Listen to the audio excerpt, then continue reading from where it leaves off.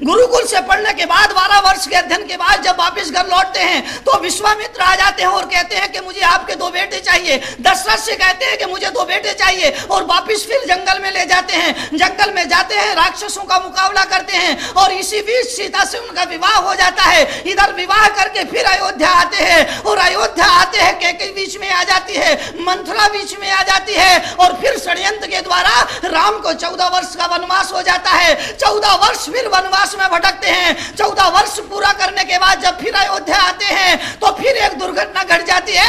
एक धोबी ये लांछन लगाता है कि मां सीता रावण के घर रह करके आई है, तो उसके चरित्र का प्रमाण क्या है, उसके चरित्र की शुद्धि का प्रमाण क्या है। लोक अपवाद के भय से राम पुनः सीता को वनवास भेज दिया करते हैं। देखिए जीवन में उतार चढ़ाव आते हैं, जीवन कितने रंग बदला करता है। दुनिया बहुरंगी है, दुनिया दुरंगी है, एक ही रंग जीवन पर नहीं चढ़ता है, रंग बदलते रहते हैं। पार्श्वनाथ भगवान के जीवन को देखिए। तीर्थंकर थे, ऐसे तीर्थंकर थे कि जिनके गर्भ कल्याणक में, जन्म कल्याणक में, तप कल्याणक में, ज्ञान कल्याणक में और मोक्ष कल्याणक में उनके सामने स्वर्गों का राजा इंद्र हाथ जोड़ के खड़ा रहता था। देवियां उनकी सेवा और वंदना में तैयार खड़ी रहती थी। लेकिन जब वो मुनि दीक्षा लेकर के तप करने के लिए जाते हैं तो कमठ जो पिछले बहु का उसका बैरी था वो बदला लेने के लिए आ जाता है। वो प्रतिशोध की भावना से बदला लेने के लिए आ जाता है। और जब पार्श्वनाथ भगवान ध्यान कर रहे होते हैं तो 7 दिन तक निरंतर उपसर्ग करता है, परिचय और दुख, तकलीफ, कष्ट, पीड़ा पहुंचाता है। पार्श्वनाथ के जीवन में भी दुख आए, महावीर के जीवन में भी दुख आए, मर्यादा पुरुषोत्तम राम के जीवन में भी दुख आए। कर्मयोगी श्री कृष्ण, उनका तो जन्म ही जेल में हुआ।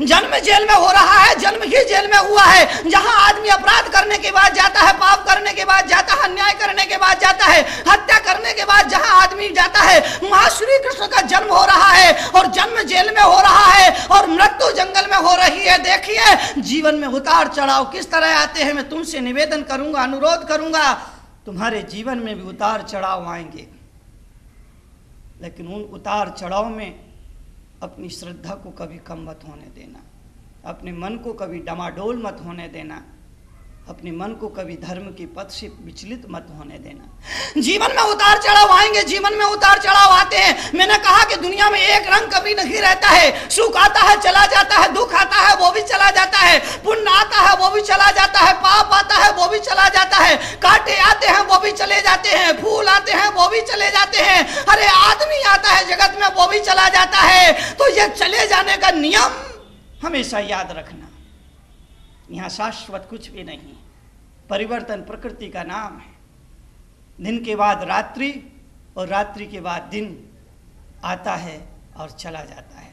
यह जीवन का क्रम है, यह जीवन का शाश्वत क्रम है। इसलिए दुनिया बहुरंगी है, दुनिया दुरंगी है, दुनिया बहुरूपिया है। इसलिए जीवन में कभी कुछ उपलब्ध हो जाए तो जड़ उपलब्धि पर अहंकार नहीं करना, अपने जड़ उपलब्धि पर गरूर कभी नहीं करना, बल्कि उस उपलब्धि पर यह सोचना, ये वैभव जो मुझे मिला है प्रभु, अब इसमें मुझे उलझाना मत। संसार में उलझने के कई रास्ते हैं, क्योंकि संसार तो कांटों का बिछौना है। थोड़ी देर सुख और फिर दुख ही दुख मिला करता है। संसार में उलझना नहीं, उलझना नहीं, उलझना नहीं। संसार में जीने का ढंग सीख लेना, संसार में जीने की शैली सीख लेना, और वो जीने का ढंग ऐसा ही होना चाहिए कि इतने इतने कड़वा ना बनो कि दुनिया तुम्हें चख के थू थू करने लग जाए। इतना आदमी को कड़वा नहीं होना चाहिए, इतना आदमी को कठोर नहीं होना चाहिए, आदमी को इतना कड़वा नहीं बनना चाहिए कि आदमी उसे देख करके थू थू करने लग जाए, और आदमी को इतना मीठा भी नहीं बनना चाहिए कि दुनिया उसे चबा जाए, दुनिया उसे खा जाए। महावीर ने कहा है, बुद्ध ने कहा है, कृष्ण ने कहा है, गुरु नानक ने कहा है कि आदमी को मध्यम जीवन जीने का संकल्प करना चाहिए, एक संतुलन का जीवन अपनाना चाहिए। ना अत्यंत आदमी को विनम्र होना चाहिए और ना अत्यंत आदमी को कठोर होना चाहिए, ना बहुत ज्यादा मीठे बन करके जियो और न बहुत अधिक कड़वा बन करके जियो।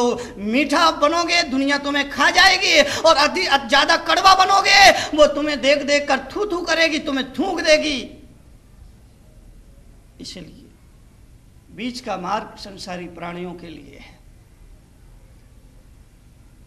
इतना संग्रह मत करो कि संसार में उलझ जाओ। परिग्रह प्रमाण जैन दर्शन में एक सूत्र है कि परिग्रह का प्रमाण करो, क्योंकि इच्छाएं अनंत हैं।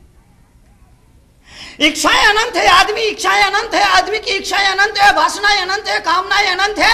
याद रखना, संसार अनंत नहीं होता है, संसार असीम नहीं होता है। आदमी की वासनाएं अनंत हुआ करती है, आदमी की इच्छाएं अनंत हुआ करती है। संसार न अपने आप में छोटा होता है और न अपने आप में बड़ा हुआ करता है। जिस आदमी की वासनाएं बड़ी है उसका संसार बड़ा हुआ करता है, और जिस आदमी की वासनाएं छोटी है उसका संसार छोटा हुआ करता है। संत भी तो इसी संसार में रहते हैं, मुनि भी तो इसी संसार में रहते हैं, लेकिन उनका संसार कैसा होता है? चुल्कु प्रमाणम, जैसे चुल्लू में रखा हुआ जल थोड़े देर चुल्लू में ठहरेगा, फिर रिस रिस करके खत्म हो जाएगा।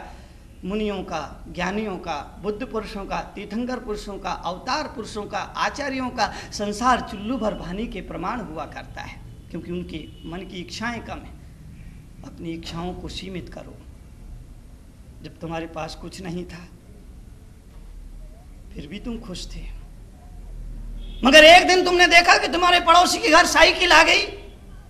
तुम्हारा पड़ोसी साइकिल से जा रहा है, मजे से जा रहा है, तुमने देखा तो तुम्हें परेशानी हो गई, और तुमने हाथ जोड़ के परमात्मा से कहा कि मेरे परमात्मा, कहीं से मेरे लिए भी एक साइकिल की व्यवस्था कर दे। मुझे और कुछ नहीं चाहिए, साइकिल की व्यवस्था हो जाना चाहिए। कल तक तुम्हारे घर नहीं थी, तुम्हें जरूरत नहीं थी, लेकिन एक आदमी को देखा तुमने, पड़ोसी को देखा तुमने, अपने दुश्मन को देखा तुमने, एक अजनबी को देखा कि वो साइकिल से जा रहा है, वो तुमसे पीछे था और साइकिल से आया, आगे निकल गया, तो तुम्हें लगा कि मैं तो बहुत धीरे धीरे चल रहा हूं, मैं बहुत पिछड़ जाऊंगा इस संसार में, मैं सबसे पीछे रह जाऊंगा। तो तुम्हारे मन में एक ख्याल पैदा हुआ कि साइकिल आना चाहिए, और भगवान से प्रार्थना की साइकिल चाहिए, साइकिल चाहिए, और फिर तुमने भागना दौड़ना शुरू कर दिया, और कहीं से भी कैसे भी यानी के इन प्रकार तुम्हारे घर में साइकिल आ गई। तुम बहुत खुश हुए, बहुत प्रसन्न हुए, और लगा कि अब मुझे और कुछ नहीं चाहिए। लेकिन एक दिन देखा तुमने कि एक आदमी स्कूटर से जा रहा था, एक आदमी मोटरसाइकिल से जा रहा था। ये एक आदमी को देखा जो मोटरसाइकिल से जा रहा था, स्कूटर से जा रहा था, तुमने देखा कि वो मेरे पीछे आया और मुझे छोड़कर के आगे निकल गया। तुम्हें लगा कि मैं तो बहुत धीरे चलने वाला हूं, मेरी बड़ी मंथर गति है, मैं दुनिया में सबसे पीछे रह जाऊंगा, पिछड़ जाऊंगा। इसलिए फिर परमात्मा से प्रार्थना की, ईश्वर से प्रार्थना की कि मेरे परमात्मा, मुझे एक स्कूटर की जरूरत है, एक मोटरसाइकिल की जरूरत है, ये कहीं से भी मुझे मिलना चाहिए।